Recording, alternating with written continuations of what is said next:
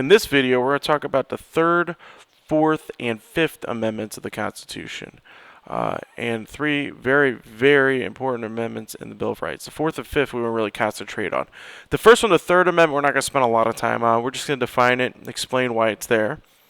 So the Third Amendment states, no soldier shall in time of peace be quartered in any house without the consent of the owner. And we have to understand a couple of terms here. Quartered means to house. So quartered or housed. So no soldier can live in your house during times of peace is the Third Amendment. That's the key idea, peace. So if there was actually a war, you could have to house soldiers. So if we're at war, they could take over your house and live there and eat the food and do what they have to do to protect the area. But when there's a time of peace, we're not at war, they cannot just come in your house. And while this is not a very important amendment today, and we haven't had to apply it, it could in the future. Something could happen where there could be a situation where soldiers need to take over your house or live there. The reason it's in the Constitution, it's so important, because the Constitution was written in 1787 and it ratified in 88. The Bill of Rights was added on, and this amendment comes out in 1791. What I want you to understand about the Third Amendment is the Founding Fathers put this in the amendment because they had problems with the British soldiers living in the colonist houses, and they really did not like that. It was like taxation without representation. They did not like this idea that soldiers would come in to people's houses, eat their food, and just stay, even though they didn't want them there, especially during times of peace. So when there's a war, it can be justified in terms of peace. So we're not going to spend any more time on this amendment. Remember, quartered means house. You don't have to house soldiers. They can't just kick in your door and live with you unless there's a war situation where they're defending or protecting the country. Now, the next amendment, Fourth and Fifth Amendment, are very important, and we have to really spend some time with these amendments and be able to apply them correctly. So the first part of the Fourth Amendment is unreasonable search and seizures. And it states this in the Constitution. Police or soldiers can't just go through your things or take them without cause. So it's cutting it off the why, but it's your things or take them without cause. Seize means to take stuff. To seize you is to take you to jail, and it can't be unreasonable. So in order for something to not be unreasonable, which it's making sense or just police doing what they want, they have to establish what is called probable cause. So it also states no warrants shall issue but upon probable cause. A probable cause is what police officers are supposed to give you if they want to search your car or house, and they have to tell a judge the reasons why they have cause, probable causes to search your stuff. So what people don't understand is that yes, if you get pulled over to police officers like, I'd like to search your car, you could say no, and they cannot unless they get what's called a warrant. And we'll move on to a warrant in a second on what that is. So, one example is when I was in college, I was dropping off a friend, and I was going through Shrewsbury. And Shrewsbury is an area where there's a very large amount of police in a very small area, and there's not a lot of crime, so they tend to pull over cars more. Well, I was pulled over, and the police officer said, "Can I search your car?" And at the time I said, sure, because I didn't really understand why. Probably because at the time I had long hair and I pierced eyebrow and I probably looked young and suspicious. So he had me put my hands against the car, and they tore up my car and really didn't put it back together. And he was looking for drugs or weapons or something bad I was supposed to be doing. And then at the end he said, the reason I pulled you over is because your Webster University bumper cover on your license covers up the year. Now I want you to think about that. Is that probable cause that my Webster University license plate covered up the year? Yes, he could give me a ticket for that because it wasn't showing the year. See if my plates were expired. But that's not probable cause for drugs or alcohol or guns or weapons. There was no safety issue there. So he really did not establish probable cause. But I allowed him to search my car, and I did not tell him, no, you have to get a warrant. And we're going to look at what a warrant is in the next page. So this is a picture of a warrant from a Texas judge. So a warrant is a document that a judge has to approve to go through your property and or take it. Also could be to arrest you.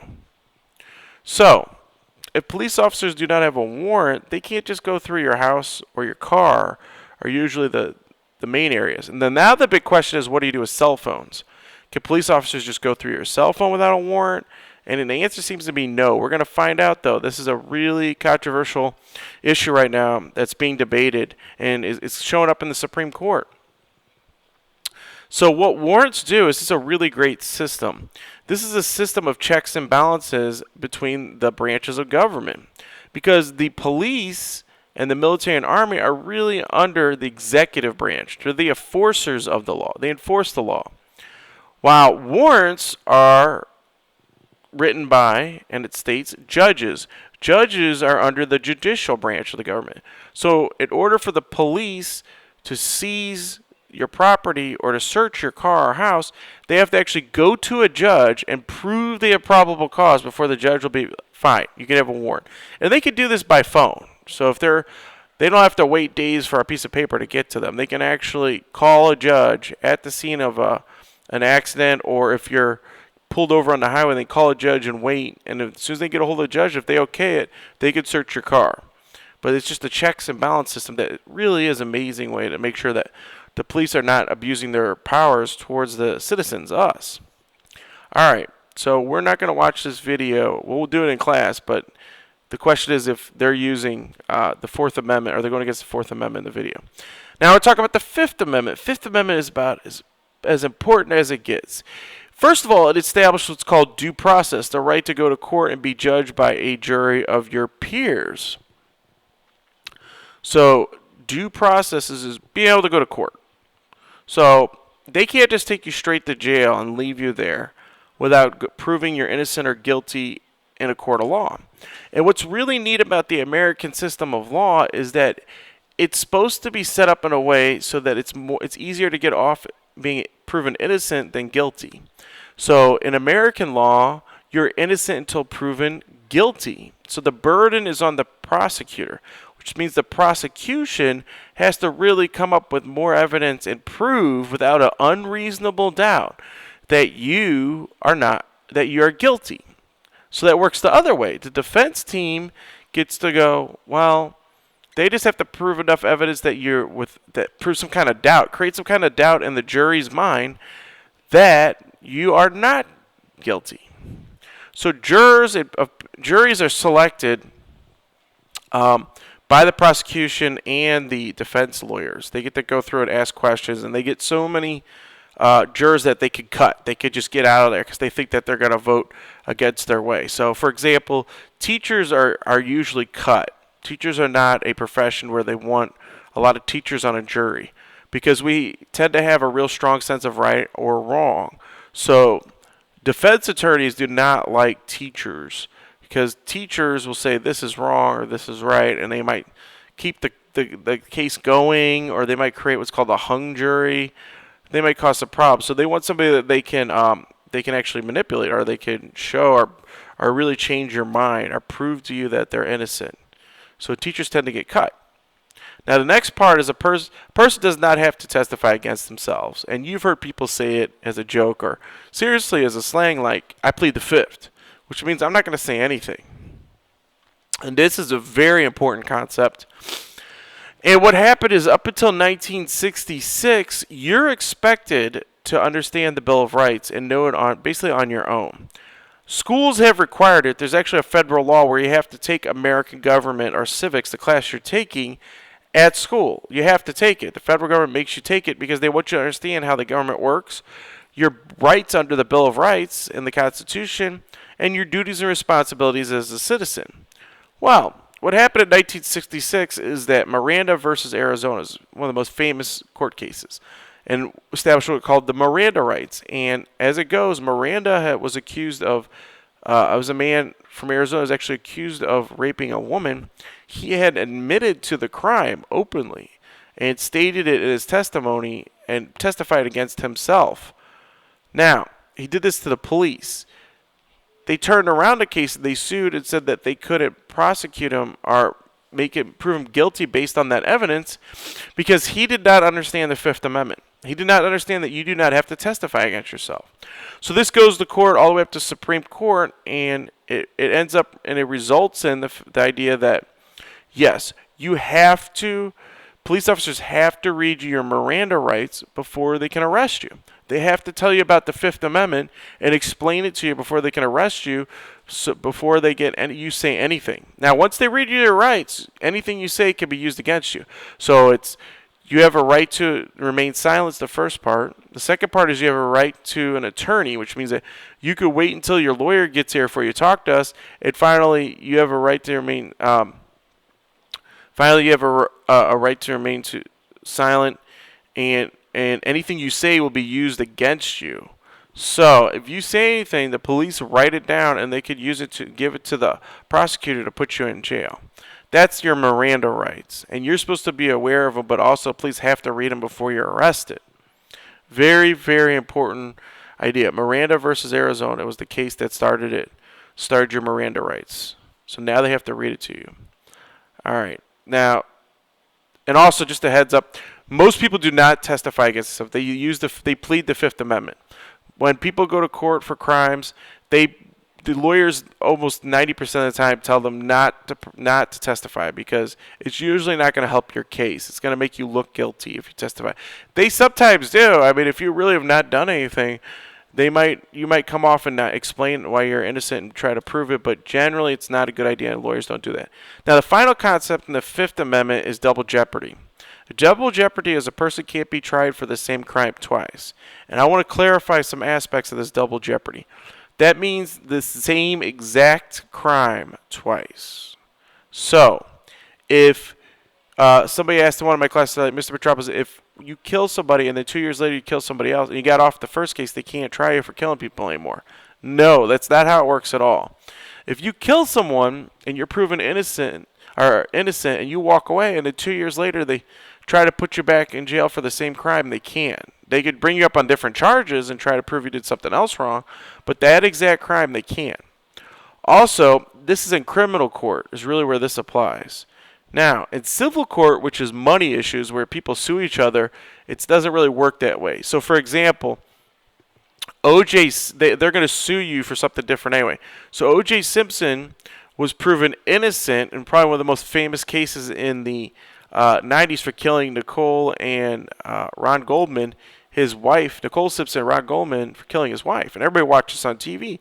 And the famous defense team created enough doubt in the mind of the jury so that they said, nope, he's not guilty. So what happened is that O.J. Simpson walked away free. Now, is that the end of the story? And the answer is no. So Nicole's parents and Ron Goldman's parents really felt he was guilty. They took to what's called civil court, and they sued him. And when they sued him for damages he caused by killing them, they won. And they won a very large amount of money in a lawsuit against O.J. Simpson. But could he go to jail for the murder? And the answer is no. Even though O.J. Simpson a couple of years ago, he's in jail right now, but he did a separate crime. He intimidated people and attacked some people that had some O.J. Simpson like sportswears, like jerseys signed and footballs without his permission, and he had guys go in and attack them. So he's in jail for that. But that's a totally separate crime. That's how double jeopardy works. Also, you have the famous Emmett Till case that exhibits this. Emmett Till was a 15-year-old boy that was murdered by two white men in the South, African-American boy, in Money, Mississippi.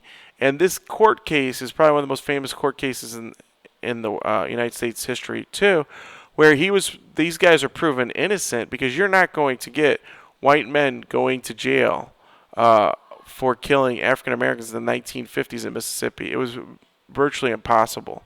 So they walked away and were proven innocent. The jury let them go, which was white men as well. And what happened in the end is 2 years later, one of the magazines came to him and said, I'd like to interview you and find out what really happened with Emmett Till. And we have a really good idea what happened because the men sat down for $2,000 and said, all right, I'll tell you the story. We tied a wheel around his neck. We threw his body in the lake. We weren't going to kill him at first. We were just going to beat him up. But he was disrespectful, so we killed him. And they told us all the details. Now, did they go to jail for it? Were they tried again? No, not because of double jeopardy. So that's where we're stopped today. So you get the Third Amendment is you can't quarter Army can't force their way into your house and live there. Quarter soldiers. You don't have to do it in times of peace, not war. Fourth Amendment is police have to have a warrant if they want to seize, take your property, or search you. Search your house or car, and they have to establish probable cause to even get a warrant. Some reason to do all this stuff. And then finally, you have the Fifth Amendment, which is very important as well. You have the right to go to court if you're accused of doing something wrong. A person doesn't have to testify. You can plead the Fifth and not testify against yourself. And the police have to read you your Miranda rights. Otherwise, anything you say without your Miranda rights being read and you not knowing the Fifth Amendment can be thrown out and can't be used against you. So Miranda actually walked away. He was not put in jail for raping the girl. And then finally, double jeopardy is you can't be tried for the same crime twice. You can't murder someone, get away with it, and then or get off, and then the next day they want to try you again for the same thing. They have to try you for something else, another crime. All right, well, thanks for checking in with Mr. Metropolis, and have a great day.